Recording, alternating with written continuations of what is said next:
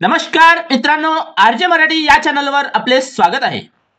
तर बाल संगोपन योजना या योजनेअंतर्गत 0 ते 18 या वयोगटातील अनाथ किंवा एकल पालकांच्या बालकांना 2250 रुपये महिना देण्यात येते आहे। तर या योजनेचा लाभ घेण्यासाठी पात्रता काय आहे, कागदपत्र कोणकोणती लागणार आहे व कोणकोणत्या बालकांना या योजनेचा लाभ घेता येणार आहे व अर्ज कुठे व कसा भरायचा आहे हे आपण या व्हिडिओमध्ये पाहणार आहोत। तर व्हिडिओ शेवटपर्यंत पूर्ण पहा। व्हिडिओ आवडला तर व्हिडिओला लाईक जरूर करा व अशीच योजनेसंबंधित माहितीसाठी आमच्या चॅनलला सबस्क्राइब करून बेल नोटिफिकेशन ऑन करून घ्या, जेणेकरून अशीच माहिती सर्वात आधी आपल्यापर्यंत पोहोचेल। चला तर जास्त वेळ वाया न घालवता व्हिडिओला सुरुवात करूया। बाल संगोपन योजनेअंतर्गत 0 ते 18 या वयोगटातील बालकांना महिला व बाल कल्याण समितीतर्फे 2250 रुपये महिना आर्थिक मदत देण्यात येते। या योजनेचा लाभ एका कुटुंबातून 2 बालकांनाच या योजनेचा लाभ घेता येतो। तर या योजनेसाठी कोणकोणती बालके पात्र असणार आहे व कोणकोणती बालकांना या योजनेचा लाभ घेता येणार आहे हे आपण पाहणार आहोत।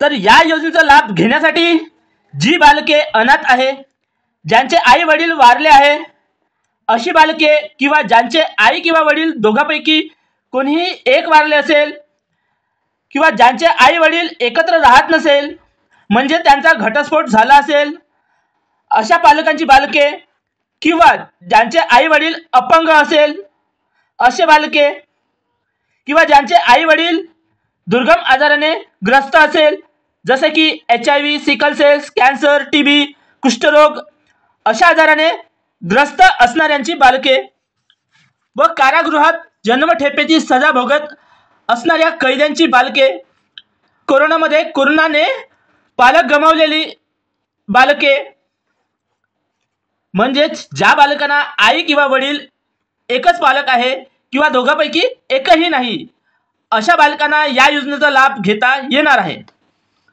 आता या योजनेचा लाभ घेण्यासाठी कोणकोणती कागदपत्र लागणार आहे, तर या योजनेचा लाभ घेण्यासाठी पहिले कागदपत्र म्हणजे बालकांचे आधार कार्ड, त्यानंतर दुसरे आहे पालकाचे आधार कार्ड, त्यानंतर बालकाचे किंवा पालकाचे बँक खाते पासबुक, खाते बालकाचे व पालकाचे जॉईंट असेल तरी चालेल, त्यानंतर बालक 7 वर्षावरील असल्यास शाळेचे बोनाफाईड सर्टिफिकेट, त्यानंतर जन्म दाखला, त्यानंतर उत्पन्न प्रमाणपत्र तहसीलदाराचे, त्यानंतर बालकाचा व पालकाचा घरासमोरील फोटो, बालक शाळा शिकत असल्यास मागील वर्षी पास झाल्याची गुणपत्रिका, आई किंवा वडील मृत असतील तर त्याचा मृत्यू दाखला व आई किंवा वडील दुर्गम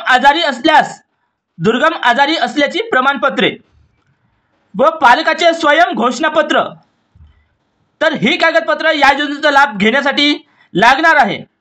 आता हा अर्ज कसा भरायचा व कुठे सबमिट करायचा हे आपण पाहणार आहोत। तर हा अर्ज बालकाचे आई किंवा वडील कोणीही एक असेल तर त्यांच्या नावाने हा अर्जदार म्हणून करता येणार आहे।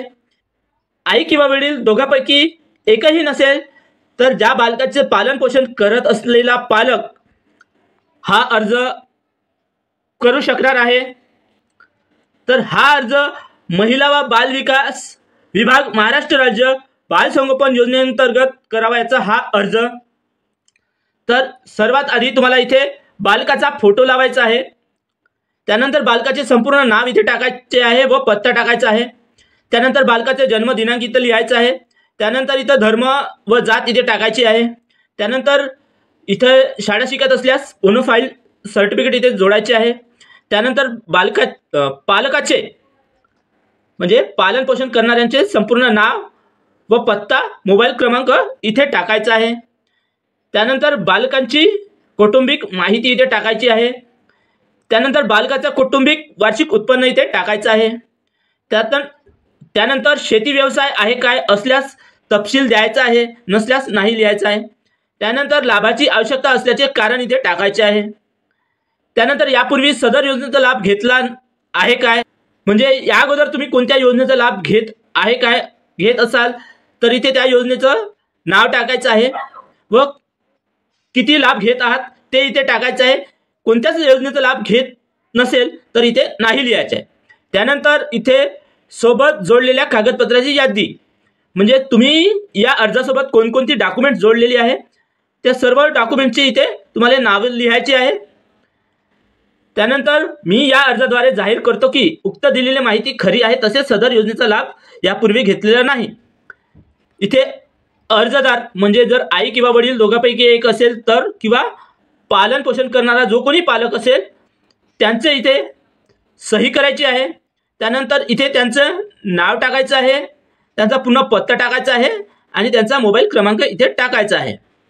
आणि हा अर्ज भरल्यानंतर आणखी एक घोषणापत्र असते, ते घोषणापत्र भरून त्यावर सही करून आणि दिनांक टाकून हे घोषणापत्र, हा अर्ज आणि सोबत जोडलेली कागदपत्राची झेरॉक्स, हे सर्व कागदपत्र आणि पालक आणि बालक दोघांनाही बाल संगोपन योजनेच्या बाल विकास विभाग म्हणजे पंचायत समितीमध्ये किंवा समाज कल्याण ऑफिसमध्ये हा अर्ज स्वतः ऑफलाईन पद्धतीने तिथे त्यांच्या समोर हजर राहून सबमिट करायचा आहे.